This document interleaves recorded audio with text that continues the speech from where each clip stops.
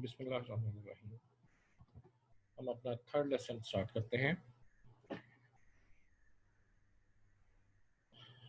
Computer study studios में हम अपना तीसरा लेसन स्टार्ट करते हैं सी। सबसे पहले turbo C. The compiler used for C language is called turbo C. Compiler जिसने आपके प्रोग्राम को ट्रांसलेट करना है मशीन कोड के अंदर, वो सेक्शन जो आपने हाई लेवल लैंग्वेज के अंदर लिखी हुई है उनको मशीन लैंग्वेज में कन्वर्ट करने के लिए हमें एक लैंग्वेज ट्रांसलेटर की जरूरत होती है। तो हमारे पास सी का जो कंपाइलर है वो जैसे ही हम सी का प्रोग्राम इंस्टॉल करेंगे साथ ही कंपाइलर भी आपका इंस्टॉल हो जाता है। It is the implementation of the Borland international for C language. Turbo C plus plus provide a complete integrated development environment IDE known as TC editor. यहाँ पे कंप्लीट इंटीग्रेटेड डेवलपमेंट इन्वायरमेंट से मुराद है कि ये आपके पास जिस तरह से आप एक टेक्स्ट एडिटर को यूज करते हैं उसमें आप अपना कोई नोट्स वगैरह टाइप कर लेते हैं, तो हमारे पास ये जो टेक्स्ट एडिटर होगा टीसी का, टर्बो सी का, इसके अंदर ही आपने अपना प्रोग्राम राइट करना है और यहीं पे आप प्रोग्राम में मॉडिफिकेशन भी कर सकते हैं। यहीं पे आपने उसको कंपाइल भी करना है, लिंक भी करना है और एग्जीक्यूशन, तमाम काम आपका एक ही इन्वायरमेंट के अंदर हो जाएगा। इसलिए इसको हम कंप्लीट इंटीग्रेटेड डेवलपमेंट इन्वायरमेंट का नाम देते हैं। It provide a powerful debugger. Last भी हमने जिक्र किया था, बग हमारे पास होते हैं एरर जो प्रोग्राम में हमारे पास आते हैं और इन एरर को तलाश करके रिमूव करना डिबगर कहलाता है। The debugger help user in detecting and removing error in programme.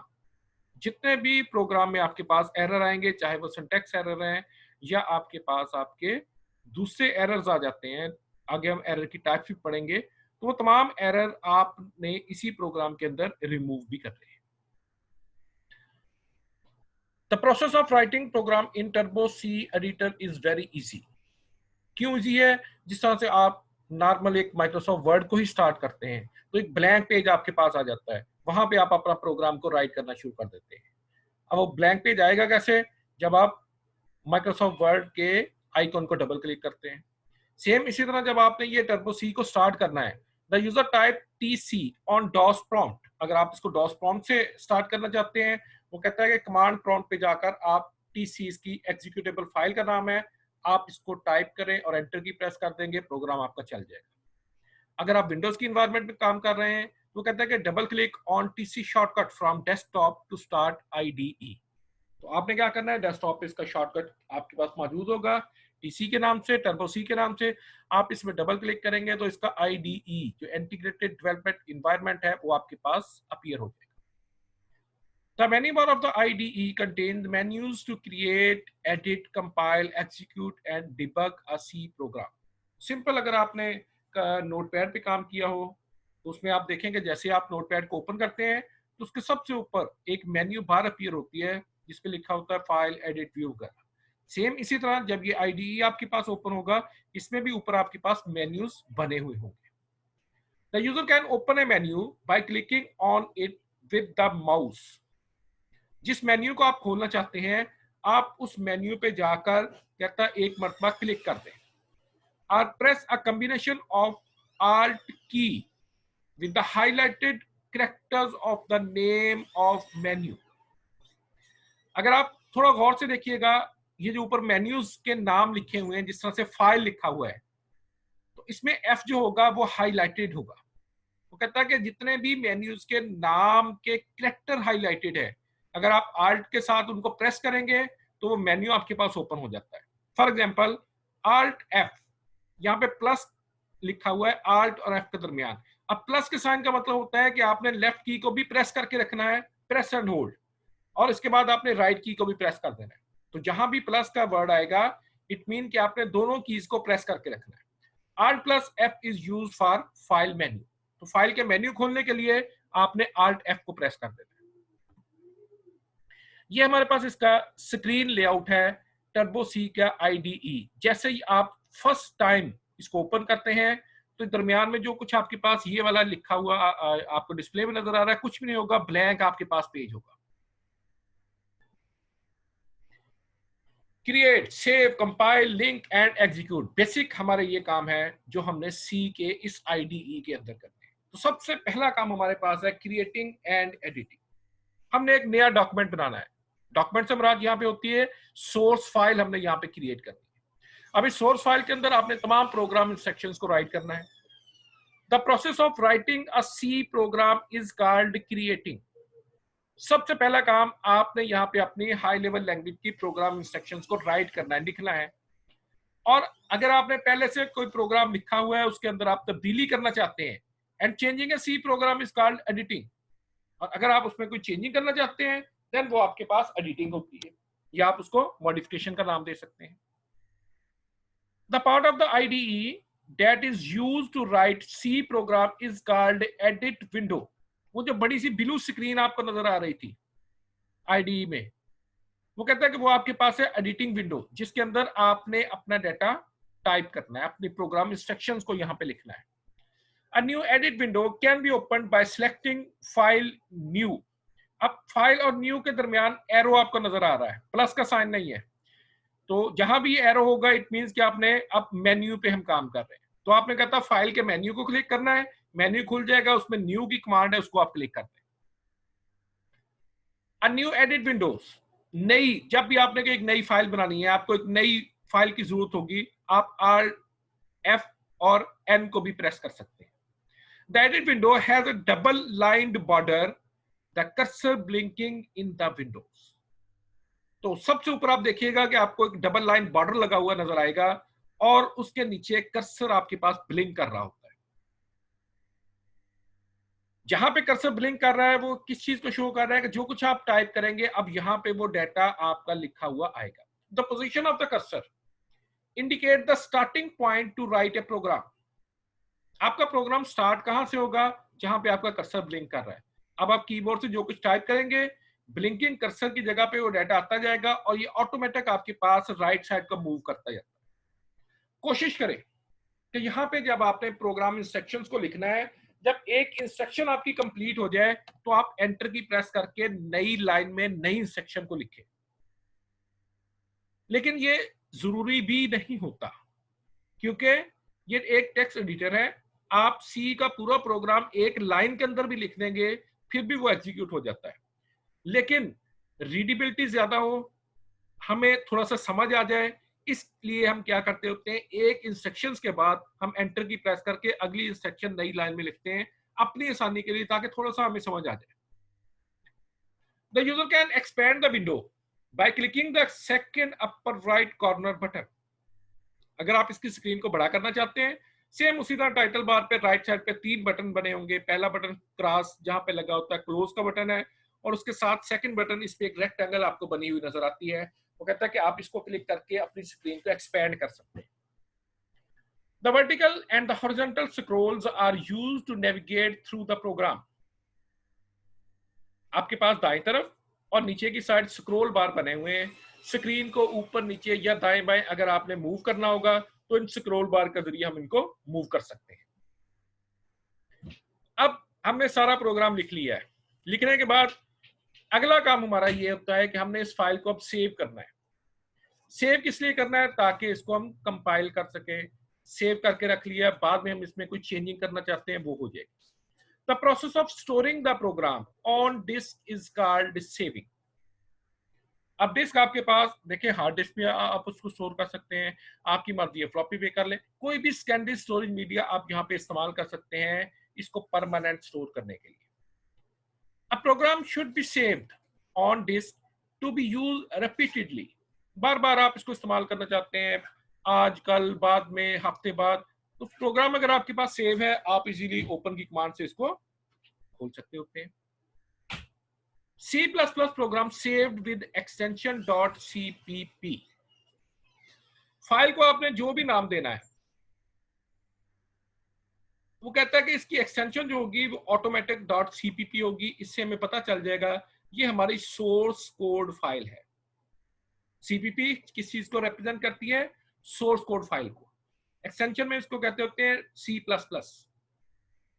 For example, a program can be saved like title.cpp। File आपने बनाई, फाइल को आप सेव करते हैं, हमने उसका नाम दे दिया टाइटल। ऑटोमेटिक ये जो सी का प्रोग्राम है उसके एक्सटेंशन डॉट सीपीपी खुद ब खुद अलॉट कर देगा, और इस फाइल को देखकर ही हर बंदे को पता होगा कि ये हमारी सोर्स कोड फाइल है, इसमें प्रोग्राम इंस्ट्रक्शन हाई लेवल के अंदर लिखी हुई है। कंप्यूटर इस फाइल को डायरेक्टली रन नहीं कर सकता। The default name no name 00.cpp appear with first time.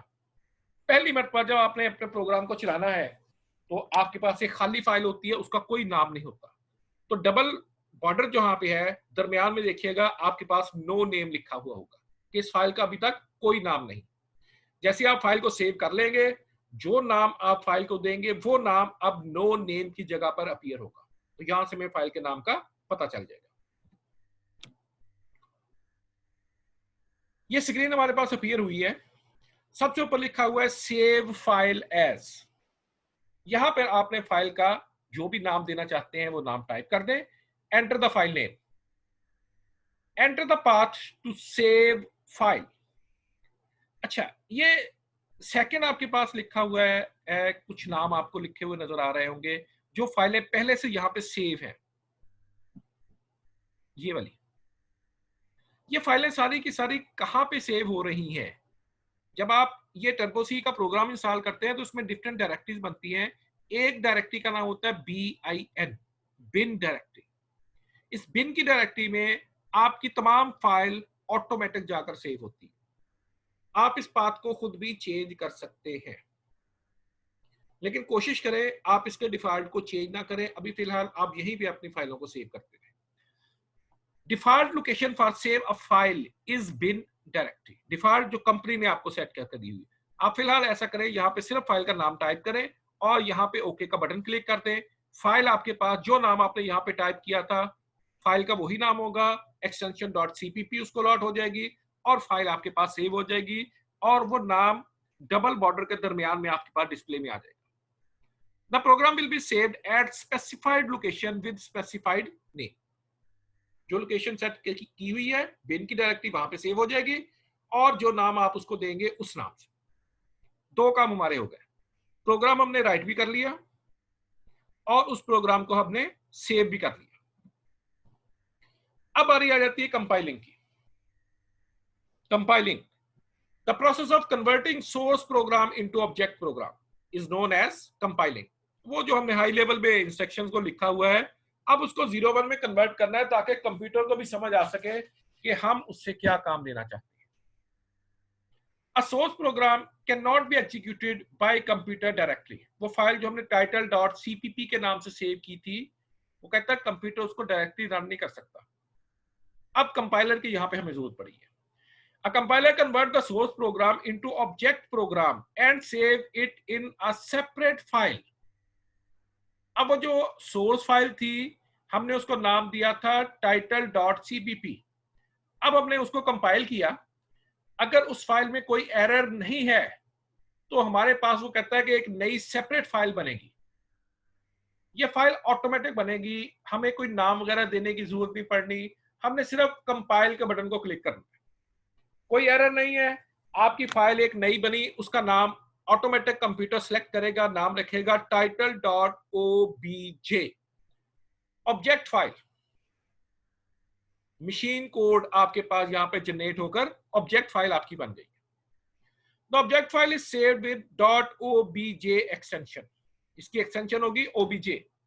Computer वही नाम लेगा जो नाम आपने सोर्स कोड फाइल को दिया था, सिर्फ एक्सटेंशन उसकी चेंज कर देगा। The source program can not be compiled if it is contains any syntax error. कोई भी सिंटैक्स एरर अगर आपके प्रोग्राम में हुआ सोर्स कोड फाइल में, वो कहता है कि आपकी ऑब्जेक्ट फाइल क्रिएट नहीं होगी, बल्कि जो एरर विंडो है उसमें आपके पास एरर मैसेज डिस्प्ले में आएगा कि फलां लाइन में आपके पास एरर है और उस एरर की ये टाइप है, किस वजह से एरर आ रहा है। हम उस एरर को जाके रिमूव करेंगे, रिमूव करके दोबारा कंपाइल करेंगे।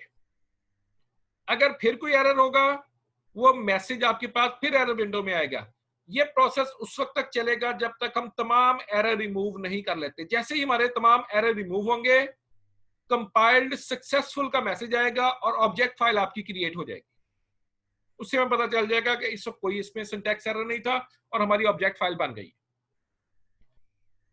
तीसरा काम हमारा कंप्लीट हो जाएगा। All error must be remove to successful compile a source programme.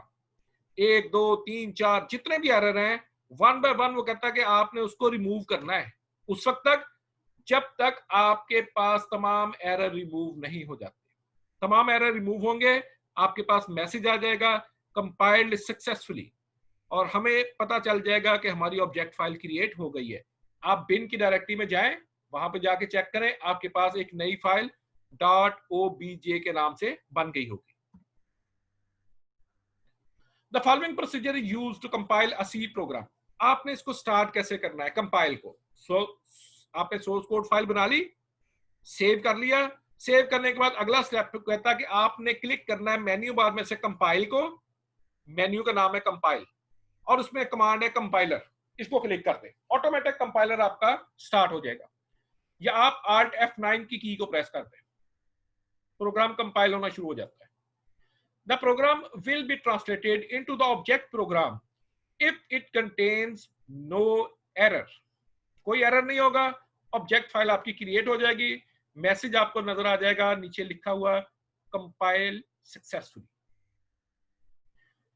The compiler will display error message if the program contain any error. कोई एरर होगा तो मैसेज आ जाएगा, ऑब्जेक्ट फाइल नहीं बनेगी। तीसरा हमारा काम हो गया। अब ऑब्जेक्ट फाइल हमारी क्रिएट हो गई हुई है, अब हमें कंपाइलर की जरूरत नहीं है। अगला स्टेप आपने क्या करना है? अब इसमें हमने कुछ कीवर्ड्स इस्तेमाल किए होते हैं प्रोग्राम्स के अंदर। कीवर्ड्स कमांड वो आगे हम पढ़ेंगे भी। कीवर्ड ये हमें लैंग्वेज ने प्रोवाइड किए हुए हैं, like print F, scan F वगैरह, ये आगे हम यूज भी करेंगे। अब ये प्रिंट एफ और स्कैन एफ करते क्या है? इसकी जो प्रोग्रामिंग है वो सी लैंग्वेज जिन्होंने डेवलप की हुई है उन्होंने हमें एक प्रोग्राम फाइल बना के दी हुई है। उस फाइल को हम हर प्रोग्राम के अंदर शामिल करते हैं। यहाँ पे हम कोई भी प्रोग्राम लिखेंगे उसमें आप एक वर्ड इस्तेमाल करेंगे, इंक्लूड कमांड का नाम है कि आप इस फाइल को शामिल करें। जब तक हम उन फाइलों को शामिल नहीं करेंगे जो कीवर्ड हमने प्रिंट एफ, स्कैन एफ वगैरह यूज किए हुए हैं वो आपके काम नहीं करते। ये जो फाइलें होती हैं ये आपको सी ने प्रोवाइड की होती है और आप हमारे पास एक डायरेक्टरी होती है बिन के अलावा लिब के नाम से, लाइब्रेरी LIB लिब। इसके अंदर तमाम लाइब्रेरी फाइल्स मौजूद होती हैं जिनमें मुख्तलिफ कीवर्ड्स की प्रोग्रामिंग मौजूद होती है। The process of linking library files with object program is known as linking.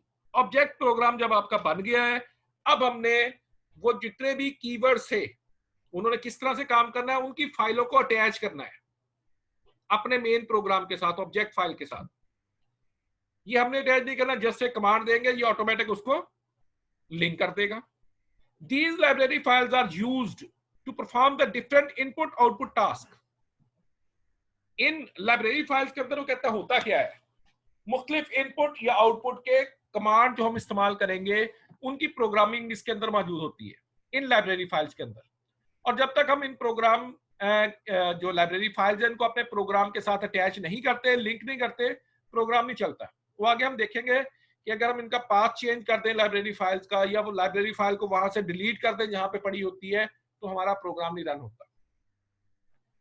A library file must be linked with the object file before execution of the program. जब भी आपने अपनी अब प्रोग्राम फाइल को चलाना है, वो कहता है चलाने से पहले आपने इन लाइब्रेरी फाइल्स को जिनको हमने इंक्लूड के कीवर्ड के साथ अपने प्रोग्राम में शामिल किया हुआ है, इनका लिंक हमने क्रिएट करना है अपनी प्रोग्राम फाइल के साथ। तो इसके लिए हमारे पास कमांड होती है लिंकर की। A program that combines the object program with additional library file is known as linker. ये हमारे पास कमांड है लिंकर की जो IDE के अंदर मौजूद है। तो जैसे ही हम कंपाइल करने के बाद सक्सेसफुल हो गया, ऑब्जेक्ट फाइल बन गई है, अब हमारा काम है, अब हमने लिंकर को कॉल करना है ताकि लाइब्रेरी फाइलों को ऑब्जेक्ट फाइल के साथ कंबाइन करते हैं, प्रोग्राम हमारा चल जाए। It is a part of the C++ IDE। अलग से ये प्रोग्राम आपको इंस्टॉल करने की लिंकर की जरूरत नहीं होती, वो कहता है ये IDE का ही हिस्सा है। The linker generate error message if the library file does not exist. एक फाइल मैंने उसमें शामिल की है अपने प्रोग्राम के अंदर, जो फाइल का मैंने नाम लिखा हुआ था उस नाम की फाइल लिब की डायरेक्टरी में मौजूद नहीं है। वो कहता है कि आपके पास एरर मैसेज आ जाएगा। क्यों मौजूद नहीं है? आपने उस फाइल को वहां से शिफ्ट कर दिया है, उसको वहां से डिलीट कर दिया हुआ है, जिसकी वजह से ये एरर मैसेज आपके पास आया है। A new file is created with .exe extension if the process of linking is successful। Library फाइलें पड़ी हुई हैं लिब की डायरेक्टरी के अंदर, ऑब्जेक्ट फाइल के साथ लिंकर ने क्या किया, उन फाइलों का लिंक कर दिया, तो हमारे पास एक तीसरी फाइल अब जनरेट हुई है। ये भी कंप्यूटर ऑटोमेटिक आपके पास जनरेट करेगा। फाइल का नाम वही है जो कि आपने शुरू में सोर्स फाइल का रखा था, टाइटल, लेकिन अब उसकी एक्सटेंशन यहां पे आके आ जाएगी .exe, title.exe। तो ये आपके पास एक एग्जीक्यूटेबल फाइल बन गई है। अब आपको सी के प्रोग्राम की भी जरूरत नहीं है, आप डायरेक्ट इसको डबल क्लिक करके चला सकते हैं। जैसे आपके पास सॉफ्टवेयर बने बनाए जाते हैं तो आप उसके एग्जीक्यूटेबल फाइल पे डबल क्लिक करते हैं तो प्रोग्राम आपका चल जाता है। अब इसने क्या किया, आपके पास एग्जीक्यूटेबल फाइल बना दी, ऑब्जेक्ट फाइल के साथ तमाम लाइब्रेरी फाइलें अटैच हो गई, और आपके पास एक तीसरी फाइल यहाँ पे उसने स्टैंड अलोन बना दी अकेली। आप इस पे डबल क्लिक करें, प्रोग्राम आपका चल जाएगा। This file is known as the executable file and can be executed by the computer directly। अब इस एक फाइल को कंप्यूटर डायरेक्टली चला सकता है। अब आपको सी के प्रोग्राम की जरूरत नहीं है। आप इसके आईडी से बाहर आ जाएं, डेस्कटॉप पे अपने इस फाइल को रखें जिसकी एक्सटेंशन .exe है, डबल क्लिक करें, ये आपके पास एग्जीक्यूट होगी, चलेगी। The linker can be started by clicking compiler, और इसके अंदर लिंक की कमांड है मेन्यू बार, इसको क्लिक करेंगे आपके पास लिंकर की कमांड ऑटोमेटिक एग्जीक्यूट हो जाएगी। आपके पास नई फाइल तीसरी बन जाएगी एग्जीक्यूटेबल एक्सटेंशन के साथ। अब आपके पास एग्जीक्यूटेबल फाइल बन गई है, वो कहता है कि इसको चलाना है। अगर तो आप आईडी के अंदर मौजूद है, इंटीग्रेटेड डेवलपमेंट एनवायरनमेंट के अंदर, वहीं से आप इसको चलाना चाहते हैं, तो कहता है the process of running an executable file is called executing. Process चलाना है हमने, वो थर्ड फाइल जो हमने बनाई हुई है। The program must be loaded into the memory to execute. हर प्रोग्राम सबसे पहले मेमोरी में लोड होता है, फिर वो प्रोग्राम एग्जीक्यूट होता है। अक्सर आप कोई गेम वगैरह मार्केट से ले आते हैं ना, तो उसकी एग्जीक्यूटेबल फाइल पे डबल क्लिक करते हैं तो अक्सर आपके पास मैसेज आ जाता है इनसफिशिएंट मेमोरी, मेमोरी नाकाफी है, क्योंकि उस एग्जीक्यूटेबल फाइल का साइज बड़ा है, वो आपकी मेमोरी में फिट नहीं हो रही। पहले मेमोरी में फाइल एग्जीक्यूटेबल लोड होगी तो रन होगी, तो वहां पे आपको अपनी मेमोरी बढ़ानी पड़ती है। अब वो कहता है कि हमारे पास एक प्रोग्राम है जो आपके पास आपकी एग्जीक्यूटेबल फाइल को लोड करेगा। The program must be loaded into the memory to execute. The program that place an executable file in the memory is known as loader. तो लोडर हमारे पास यहाँ पे कमांड है, प्रोग्राम है, जिसने आपकी एग्जीक्यूटेबल फाइल को मेमोरी में लोड करना है ताकि प्रोग्राम आपका एग्जीक्यूट हो सके, प्रोग्राम आपका चल सके। अब ये लोडर की कमांड भी आपके पास आईडीई का ही हिस्सा है। शुरू में हमने क्या पढ़ा था, कंप्लीट इन्वायरमेंट, हर चीज इसके अंदर मौजूद है। फाइल आपने क्रिएट की, फाइल आपने सेव की, फाइल आपने कंपाइल की, इसके बाद लिंक किया, फिर लोड किया, ये सारे काम आपके पास आईडीई के अंदर ही हो रहे हैं। The program can be loaded in the memory by clicking run, menu का नाम है और इसके अंदर रन की ही कमांड है। तो जैसे आप इसको क्लिक करते हैं, या हमारे पास शॉर्टकट की है कंट्रोल F9, तो आपके पास जो प्रोग्राम होता है वो एग्जीक्यूट होकर उसका आउटपुट स्क्रीन पर नजर आ जाता है। ये जो कंट्रोल F9 की है ना, अगर आप इसको डायरेक्ट क्लिक कर देते हैं, अभी हमने कंपाइल वगैरह कुछ नहीं किया, फाइल सेव करने के बाद कंट्रोल F9 करते हैं तो ऑटोमेटिक फाइल आपकी कंपाइल भी हो जाती है, लिंक भी हो जाती है और रन भी हो जाती है। तीनों कमांड इसके अंदर मौजूद है। रन के अंदर प्रोग्राम आप बनाएं, बनाने के बाद फाइल को सेव कर दें, अकेला अकेला कंपाइल या आप उसको लिंक करने के प्रोसेस की बजाय कंट्रोल F9 डायरेक्ट प्रेस कर दें तो आपके पास फाइल कंपाइल भी हो जाएगी, आपके पास लिंक भी हो जाएगी और रन भी हो जाएगी। सारे काम आपके पास यहाँ पे हो जाएंगे। तो ये बेसिक हमारे पास प्रोसीजर था कि हमने एक प्रोग्राम क्रिएट कैसे करना है, सेव कैसे करना है, कंपाइल, लिंक और उसको एग्जीक्यूट। देन हम नेक्स्ट टॉपिक अपना शुरू करेंगे इंशाल्लाह कल। कल तक के लिए अल्लाह हाफिज।